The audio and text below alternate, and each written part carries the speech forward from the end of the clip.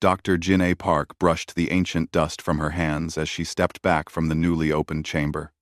The Zilithian ruins on Kepler Station had kept their secrets for thousands of years, but today felt different. Today, they had finally broken through the sealed doorway that had puzzled her team for months.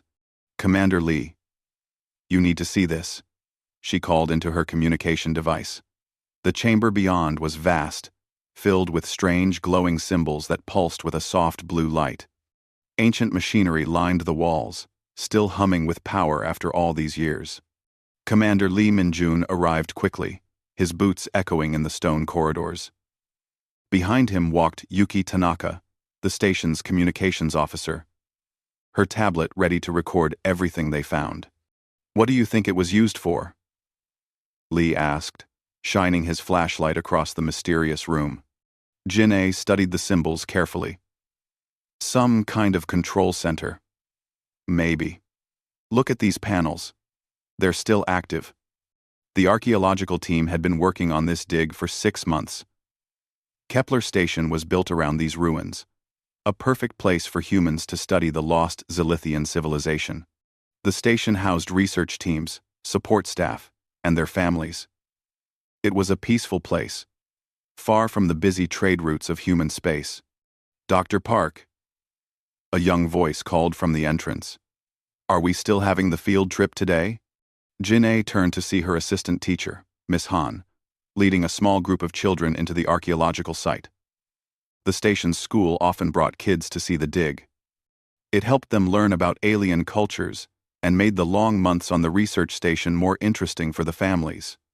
"Of course," Jin-A smiled. "But stay close to Miss Han. Some areas aren't safe for little ones." 3 children ran ahead of the group, their eyes wide with excitement. 8-year-old Sujin was Jin-A's own daughter, always curious about her mother's work. 10-year-old Huan was the son of one of the engineers. And 7-year-old Mei Li belonged to the station's doctor. "Mom, can we see the new room?" Sujin asked, bouncing on her toes. "Just for a minute," Jin-A said. "But don't touch anything." The children pressed close to the entrance of the ancient chamber, their faces filled with wonder. The glowing symbols reflected in their eyes as they stared at the alien technology. "What do the pictures mean?" Mei Li asked, pointing at the wall symbols. "We don't know yet," Jin-A admitted. "The Zilithians had a very different way of writing than we do." Huan stepped closer to one of the glowing panels. "It looks like buttons." "Don't touch," Miss Han called out, but it was too late. Huan's small hand pressed against what looked like a simple symbol. The reaction was immediate and terrifying. The entire chamber filled with brilliant white light. Ancient machinery roared to life with sounds that hurt their ears. The floor vibrated beneath their feet. "Everyone out!" Commander Lee shouted, but something was wrong. The 3 children who had entered the chamber were trapped behind a wall of crackling energy. A force field had appeared around them, glowing with the same blue light as the symbols. "Sujin!" Jin-A screamed, rushing toward the energy barrier. Her hands hit the field and bounced back with a sharp electric shock. "Sujin! Can you hear me?" Inside the energy prison, the 3 children looked around in fear. They could see their parents and teachers, but they couldn't hear them clearly. The force field made everything sound distant and strange. "I'm scared," Mei Li whispered, tears starting to flow. Sujin took her hand. "It's okay. My mom will get us out. She's really smart." Huan pressed his hands against the energy wall. "I'm sorry. I didn't mean to touch it." Outside the barrier, panic spread quickly. Commander Lee called for the emergency response team while Jin-A tried every tool she had to break through the force field. Nothing worked. The ancient Zilithian technology was far beyond anything humans understood. "The energy readings are incredible," Yuki reported, checking her scanner. "This isn't just a simple force field. It's some kind of containment system." Dr. Martinez, the station's chief engineer, arrived with his equipment. "I've never seen anything like this," he said, running tests on the energy barrier. It's completely stable. Whatever this system was designed to hold, it was meant to stay trapped forever. Hours passed. The children inside the barrier tried to stay brave, but they were getting tired and scared. Their parents stood outside, feeling helpless as they watched their little ones trapped by alien technology they couldn't understand. There has to be a way, Jinai said, studying the ancient symbols with desperate eyes. The Zilithians built this for a reason. There must be some kind of release mechanism. Commander Lee organized teams to search every part of the ruins for clues. They found ancient texts, more machinery, and detailed carvings, but nothing that explained how to turn off the containment system. As night fell on Kepler Station, the three children curled up together inside their energy prison. They shared the snacks Mei Li had in her backpack and tried to tell each other stories to stay calm. When we get out, let's ask them not to bring any more kids to see the alien stuff, Juan said quietly. Mom says the aliens were really advanced, Sujin replied. Maybe they'll come help us. None of them knew that their innocent touch had done more than just activate a prison. Deep in the ancient machinery, a signal had been sent across the galaxy. A message that said the containment system was active and dangerous criminals had been captured. Somewhere in distant space, that signal was being received by beings who remembered the old ways. Beings who built prisons for the worst criminals in the galaxy. Beings who would come to collect what they thought were dangerous prisoners. The children fell asleep holding hands, unaware that their small mistake was about to bring them face to face with the builders of their prison. 3 days after the children were trapped, Kepler Station's long-range sensors detected something that made everyone's blood run cold. Ships were approaching. Big ships.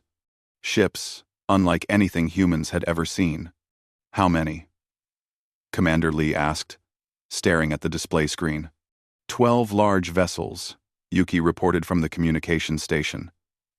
They're not responding to our signals, but they're definitely heading straight for us. The ships arrived like dark storms against the stars. Each one was massive, easily 10 times larger than the biggest human vessel. They moved with purpose and power, surrounding Kepler Station in a perfect formation that left no escape route. Dr. Jinai hadn't slept in 3 days. She stood in the archaeological chamber, watching her daughter and the other children through the energy barrier. They were holding up better than most adults would, but she could see the fear in their eyes. Dr. Park.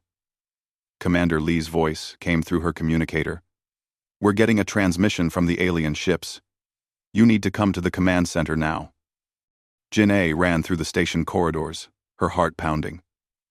When she reached the command center, she saw a sight that made her stop in shock. On the main screen was a face unlike anything she had ever imagined. The being was tall and thin, with gray skin that seemed to shimmer like metal.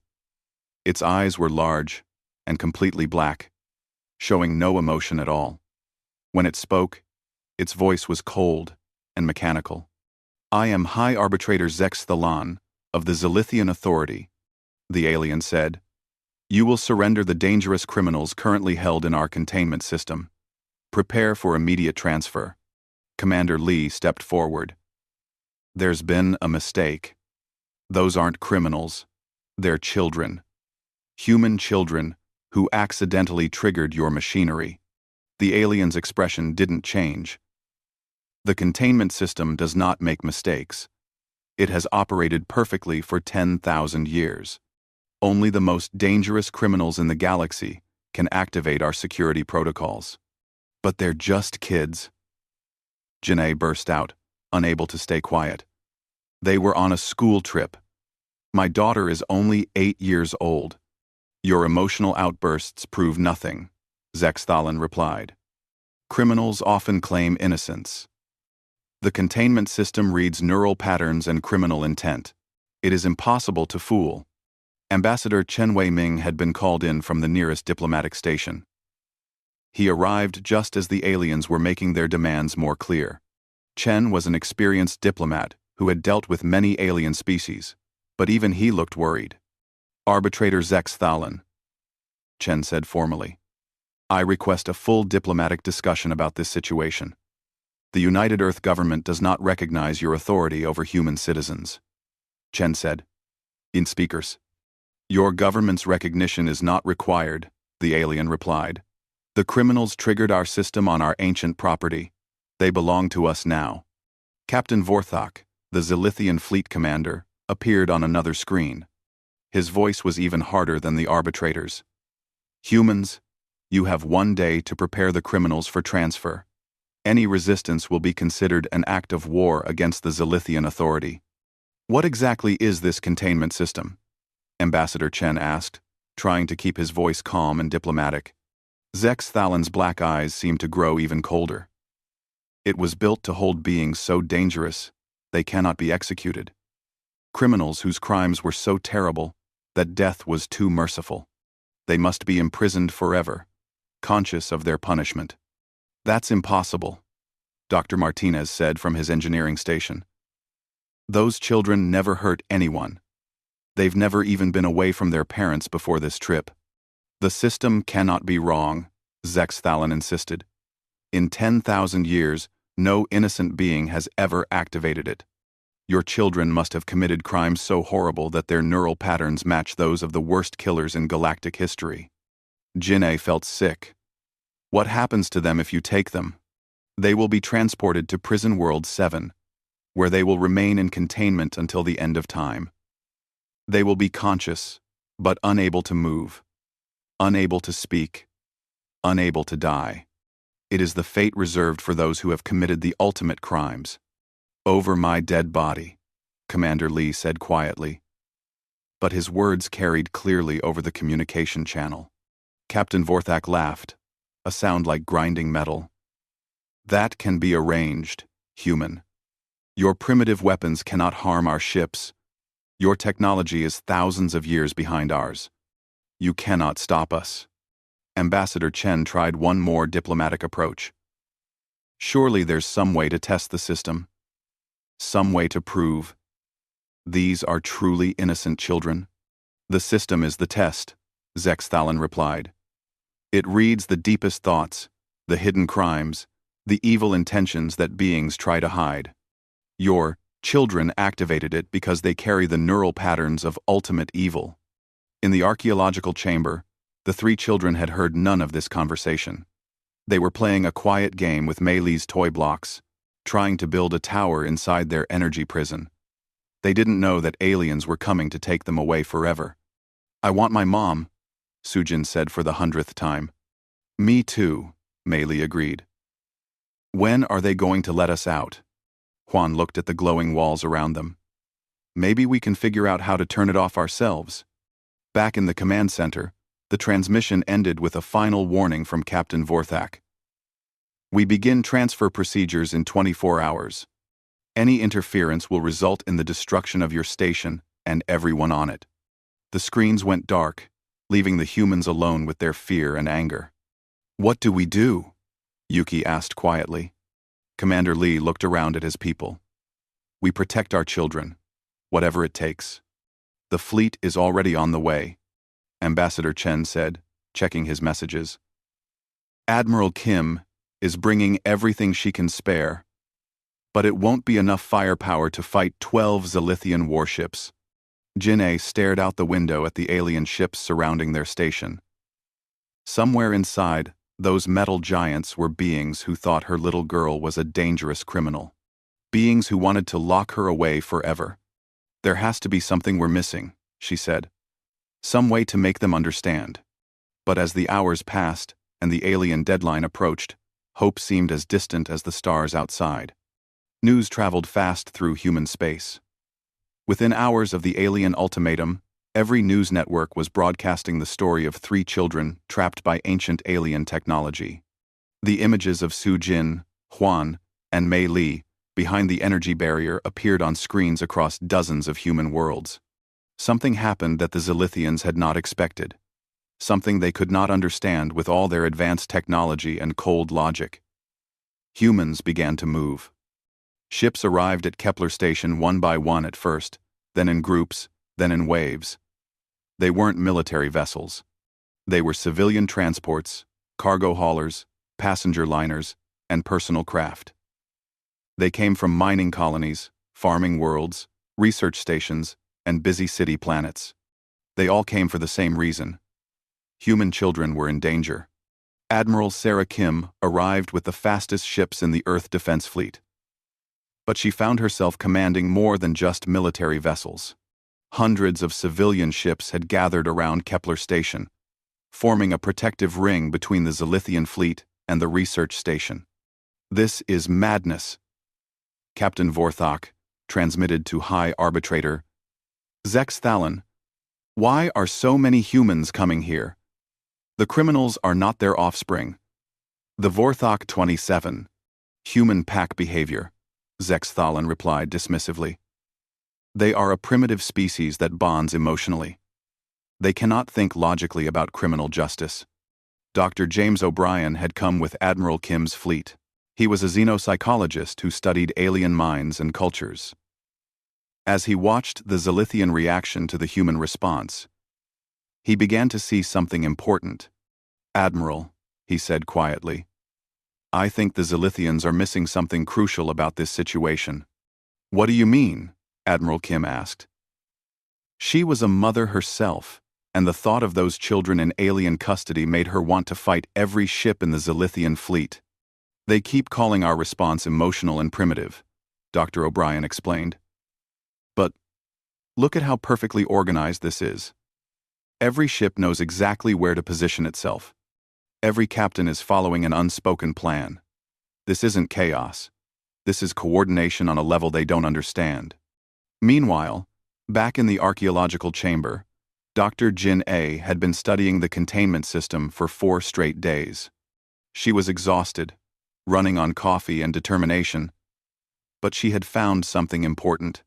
"Commander Lee," she called out excitedly, "I think I know why the system activated." Lee rushed over to where she was pointing at her research notes. "What did you find?" "The containment system doesn't just read thoughts," Janae explained. "It reads emotional patterns. Fear, guilt, anger, pain. The ancient Zilithian criminals must have had very specific emotional signatures. So our children were scared when they entered the chamber. They were nervous about being in an alien place, worried about getting in trouble for touching things they shouldn't. Their fear patterns must have matched something the system was designed to detect." Commander Lee stared at her. "You mean it trapped them because they were afraid, not because they were criminals?" "Exactly. But when I tried to explain this to the Zilithians, they dismissed it as human emotion. They don't seem to understand what fear actually is." Outside the station, Admiral Kim opened a communication channel to the Zilithian fleet. Her voice was calm but firm when she spoke. "High Arbitrator Zex Thalon. This is Admiral Sarah Kim of the Earth Defense Fleet.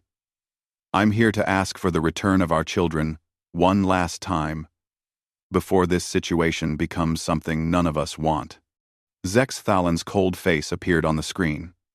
"Admiral Kim, you are interfering with official Zilithian justice procedures. Remove your ships, or we will remove them for you." "Those aren't criminals you've captured," Admiral Kim replied. "They're children. Innocent children who made a mistake. The containment system cannot be fooled by claims of innocence." Admiral Kim took a deep breath. "Arbitrator, let me ask you something." There was a long pause. Zilithians transcended such primitive biological processes millennia ago. We create new individuals as fully formed adults through advanced genetic processes. We do not suffer the inefficiencies of childhood development. Dr. O'Brien leaned forward, suddenly understanding something important. He whispered to Admiral Kim, "That's it. They don't remember what innocence looks like, because they never experience it." Admiral Kim nodded slowly. "Arbitrator, what you're seeing in that containment field isn't criminal behavior. It's something your people have forgotten exists. It's childhood innocence." "Impossible," Zex Thalon replied. "Our records show that criminals often claim innocence, "Your records are about adult criminals," Admiral Kim said. "Not 7-year-old children who are scared and want their parents." Meanwhile, something was happening among the Zilithian fleet that High Arbitrator Zex Thalan didn't expect. Junior officers were beginning to ask questions. Young Zilithians who had been created more recently were accessing ancient historical files and finding references to something their species had lost.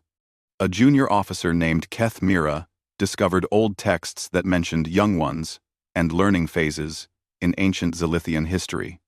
The descriptions sounded remarkably similar to what they were seeing in the human response.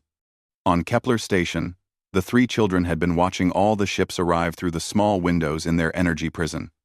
They didn't understand what was happening, but they could see that many people had come to help them. "Look at all the ships," Juan said with wonder. "They came for us."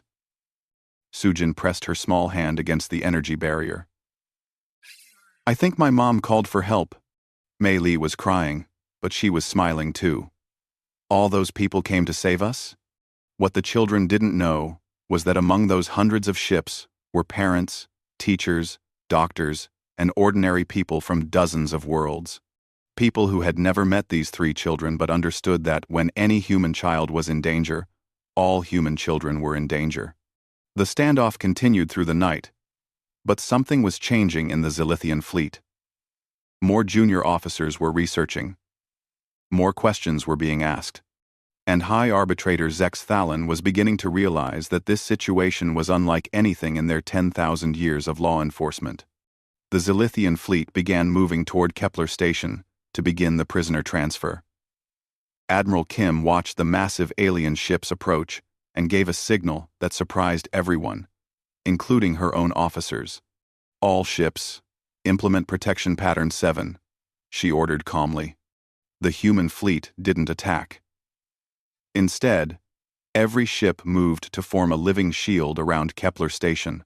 They positioned themselves directly in the path of the Zilithian vessels, making it impossible to reach the station without going through them. "What are they doing?" Captain Vorthak demanded, staring at his tactical display. "Why aren't they firing weapons? Remove your ships immediately." High Arbitrator Zex Thalan transmitted to Admiral Kim, "Or we will destroy them." Quote, "I work to place the mand. I work to place the mand." Admiral Kim's response was something the Zilithians had never encountered before. "Arbitrator, if you want those children, you'll have to go through every ship here. Every parent, every teacher, every person who understands what it means to protect innocent life." On the Zilithian flagship, Junior Officer Keth Mira was studying the human formation with growing fascination.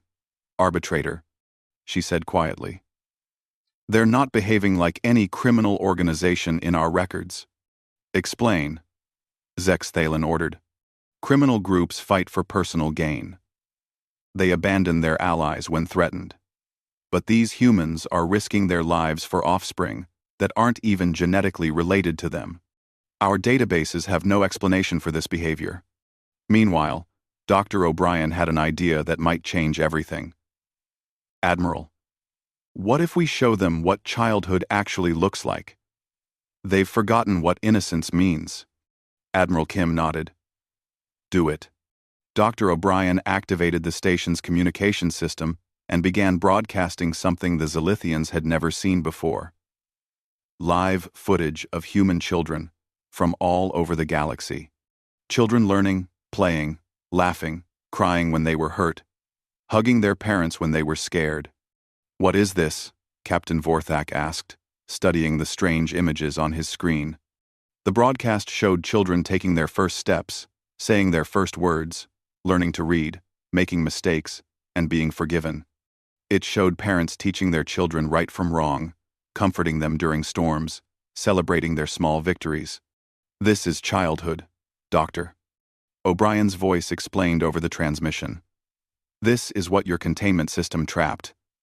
Not criminals, but young beings who are still learning how to exist in the world."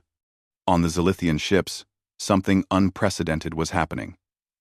Officers who had lived for hundreds of years without ever questioning their perfect system began to feel something they couldn't identify. It was doubt. Kethmira accessed deeper historical files and found records that made her gasp. Ancient Zilithian texts spoke of small ones who needed protection and guidance. Beings who made mistakes not from evil intent, but from lack of knowledge. Arbitrator, she said hesitantly, I've found references to something called protection instinct in our oldest records. It was apparently a driving force in ancient Zilithian society before we achieved genetic perfection. Irrelevant, Zexthalon replied, but his voice carried less certainty than before. Back in the archaeological chamber, Dr. Jin'ei had been working around the clock to understand the containment system. She finally found what she was looking for in the deepest layers of the ancient programming. Commander Lee, she called out excitedly. The system has protocols for releasing prisoners, but only under specific conditions. What conditions? Proof of innocence through emotional resonance patterns. The ancient Zilithians built in a safeguard, but it requires the prisoners to demonstrate pure emotional states that criminals couldn't fake. Inside the energy barrier, the three children had been trying to stay brave for days. They were tired, scared, and wanted their families desperately. But something beautiful was happening that even they didn't fully understand. They had begun taking care of each other. Sujin shared her hair ribbon with Mei Li when the little girl said it would make her feel prettier. Huan gave up his favorite snack to make sure both girls had enough to eat. Mei Li sang lullabies when the older children couldn't sleep. Their simple acts of kindness and love were creating emotional resonance patterns that the containment system had never encountered before. The programming began to register confusion. These weren't the emotional signatures of dangerous criminals. Dr. O'Brien continued broadcasting human family moments to the Zilithian fleet. What you're seeing is something your species chose to abandon, he explained. The vulnerability, the learning process, the need for protection and guidance. You called it primitive, but you're witnessing the foundation of everything humans value. On the Zilithian flagship, more officers were accessing historical records. They found stories of ancient Zilithians who died protecting their young ones. Heroes who sacrificed everything for beings who couldn't yet protect themselves. We did this once too, Kethmira whispered, staring at the ancient texts. Captain Vorthak overheard her. You're reading propaganda from our primitive past.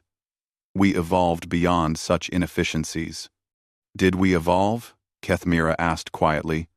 Or did we just forget what it means to be alive? The standoff reached a critical moment when High Arbitrator Zexthalon made his final decision. Begin. Forced extraction procedures. If the humans won't move their ships, we'll move through them. But as the Zilithian ships powered their weapons, something unexpected happened in the archaeological chamber. The containment system began to flicker. Inside the energy barrier, Sujin had started to sing. It was a simple lullaby. Her mother sang to her when she was afraid. The same song Jin-A had sung when Sujin was a baby, afraid of thunderstorms and strange noises in the dark. The innocent melody filled the chamber, and for the first time in 10,000 years, the containment system encountered an emotional pattern it couldn't classify as criminal. The lullaby that Sujin sang was one her grandmother had taught her mother, and her mother had taught her. It was a simple song about stars watching over sleeping children, keeping them safe through the night. As her sweet voice filled the energy barrier, something extraordinary began to happen. The containment system's ancient programming started to malfunction. For 10,000 years, it had only processed the neural patterns of hardened criminals, beings whose minds were filled with violence, hatred, and selfish cruelty. But Sujin's song carried emotional resonance patterns of pure innocence, love, and trust. Dr. Jin'ei watched from outside the barrier as the energy field began to flicker and pulse irregularly. Something's changing, she whispered. Inside the barrier, Huan and Mei Li joined Sujin's song.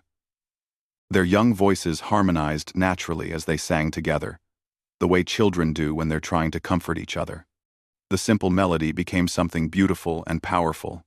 On the Zilithian flagship, the ship's sensors detected the energy fluctuations from the archaeological site. Arbitrator, End quote, reported the scanning officer. The containment system is showing irregular patterns. High Arbitrator Zex Thalan stared at his displays in confusion. Impossible. The system is perfect. It cannot malfunction. But Junior Officer Kethmira was monitoring something else entirely. She had connected her scanning equipment to monitor the emotional resonance patterns coming from the human children. What she saw made her stand up in shock. Arbitrator, she called out urgently. You need to see these readings. What is it? Zex Thalan demanded. The neural patterns from the imprisoned humans, Kethmira said, her voice trembling with realization. They don't match any criminal profiles in our database. They don't even match adult human profiles. These patterns are completely unique. Zex Thalan looked at the data, his black eyes studying numbers that didn't make sense. Explain these readings.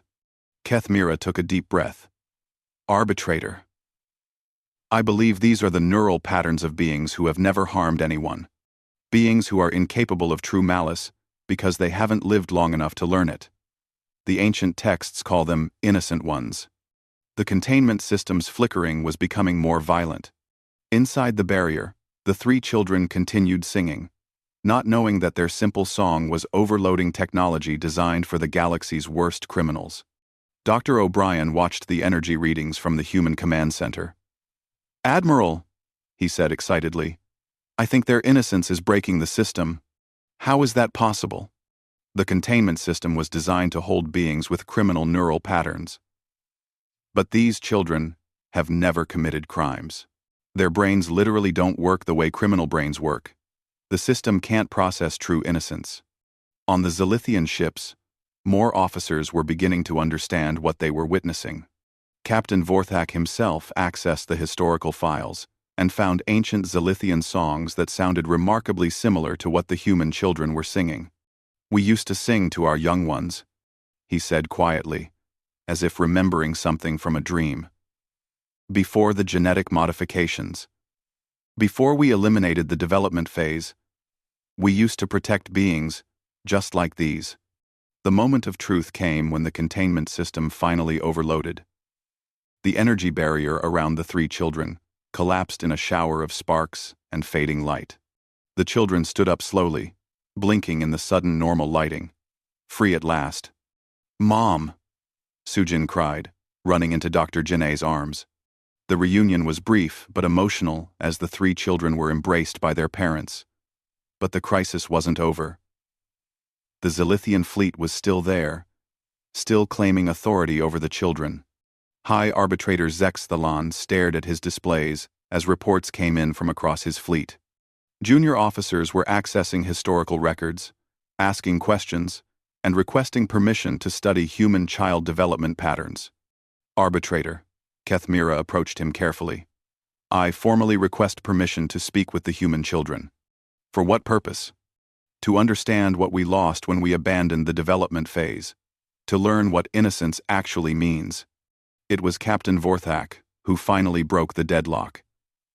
He opened a communication channel to Admiral Kim and spoke words that surprised everyone, including himself. Admiral Kim, this is Captain Vorthak. I formally request. No. I formally apologize for our actions. We have made an error in judgment. High Arbitrator Zex Thalan turned to stare at his captain. What are you saying? I'm saying we forgot something important, Arbitrator. We forgot what it means to protect the innocent, instead of just punishing the guilty. The Zilithian fleet began to change position, no longer threatening but curious. Ships that had come to collect dangerous prisoners now sent requests for cultural exchange. They wanted to learn about childhood, about families, about the protection of young ones. 3 months later, Kepler Station had been transformed. It was no longer just an archaeological research facility. It had become the center for the Kepler Accords, a treaty between humans and Zilithians that established protocols for protecting young beings of all species. The ancient containment system had been converted into a research facility, where Zilithian scientists worked with human psychologists to study emotional development and innocence across different species. Doctor, Jin-A found herself appointed as the director of the new Interspecies Childhood Protection Institute. Her first act was to establish a rule that no child of any species could be punished for actions taken before they reached emotional maturity. Sujin, Huan, and Mei Li became the first children enrolled in the new interspecies school, where young beings from different worlds could learn together and teach older species what they had forgotten about innocence and wonder. High Arbitrator Zex Thalen, influenced by months of studying human family structures, made an unprecedented decision. He authorized the creation of the first new Zilithian young ones in 10,000 years. Beings who would be allowed to develop naturally instead of being created as adults. On the anniversary of the incident, Admiral Kim stood in the renovated archaeological chamber, watching human and Zilithian children play together, where the containment system once trapped 3 scared little ones. "It's funny," Dr. O'Brien said, joining her. "They came here thinking our love for children was a weakness. They never realized it was our greatest strength." Admiral Kim smiled, watching Sujin teach a young Zilithian how to sing her grandmother's lullaby. Sometimes, what looks like weakness is actually what makes us stronger than we ever imagined. The children's laughter echoed through the ancient chamber, bringing life and joy to ruins that had been silent for millennia. And across the galaxy, other species began to remember what they had forgotten about protecting the innocent and celebrating the simple wisdom that only comes from hearts that have never learned to hate.